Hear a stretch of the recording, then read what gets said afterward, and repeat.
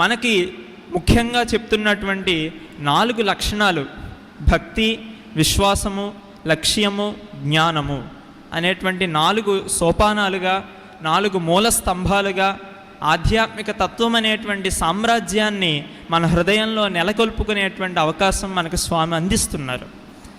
ఆ అవకాశాన్ని మనం అందిపుచ్చుకొని భక్తి, విశ్వాస, లక్ష్య జ్ఞానాలను మనలో దృఢంగా నిలుపుకోవాలి అంటే దానికి ఉపకరించేటువంటి ఉత్కృష్టమైన ఆధ్యాత్మిక లక్షణం, అందరికీ ఉండవలసినటువంటి గుణం ఏదై అంటే కృతజ్ఞత, గ్రాటిట్యూడ్ అని చెప్తారు.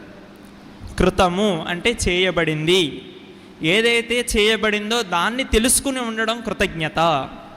మనం మన యొక్క దినచర్యలో కూడా భౌతిక విధానంలో ఎన్నో సహాయాలు ఎంతోమంది నుండి మనం పొందుతూ ఉంటాం.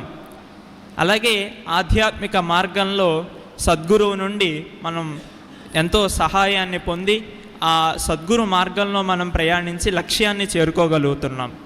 ఈ విధంగా భౌతిక అభౌతిక విధానాల్లో కృతజ్ఞత అనేటువంటిది కలిగి ఉన్నప్పుడే మనకి వికాసం అనేటువంటిది ఏర్పడుతుంది.